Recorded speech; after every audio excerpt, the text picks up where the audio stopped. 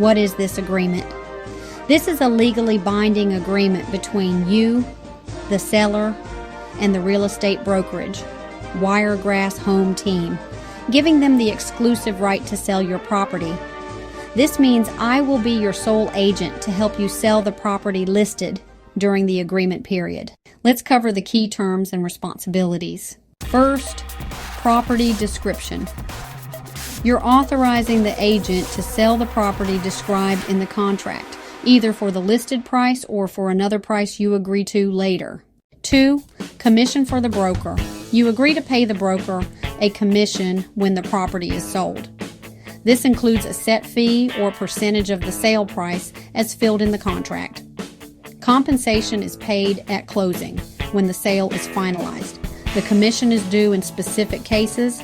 If the property sells during the agreement period, if it sells within 30 days after the agreement ends to someone who saw it while the agreement was active, or if you back out of the sale after signing a purchase agreement, the commission may still apply. If the property doesn't sell by the end of the agreement, the broker might charge a small flat fee of $500 to recover the cost of professional photos and marketing cost. 3. Optional compensation for buyer's broker. You have the option to authorize offering compensation to the buyer's agent. This is recommended but not required and can be discussed before signing. 4. Seller concessions. If you decide to cover some of the buyer's costs like closing fees, repairs, or inspections, that can be included in the contract and MLS listing. 5. Earnest money. If the buyer provides a deposit called earnest money, it will be held in a trust account until the sale closes. If the deal falls through, the deposit won't be released without written agreement from both parties.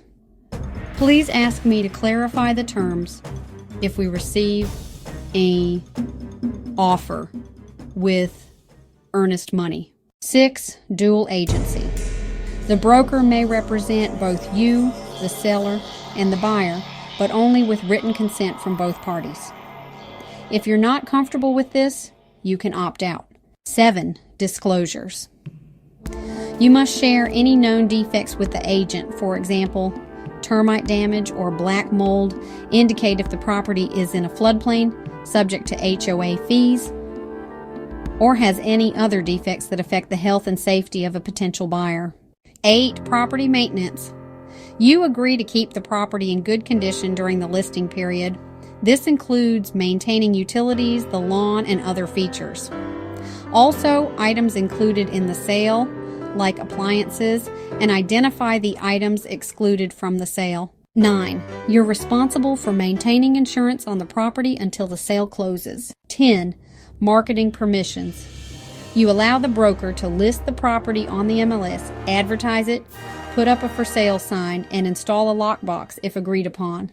Next, legal and miscellaneous terms. 10. Mediation and arbitration.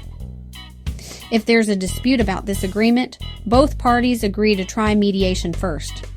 If that doesn't work, disputes will go to arbitration instead of court. You're waiving your right to a jury trial. 11. Non-discrimination clause. The broker and seller cannot discriminate against potential buyers based on race, religion, gender, etc. 12. Lead paint disclosure. A lead-based paint report may be required if the property was built before 1978. 13. Indemnification.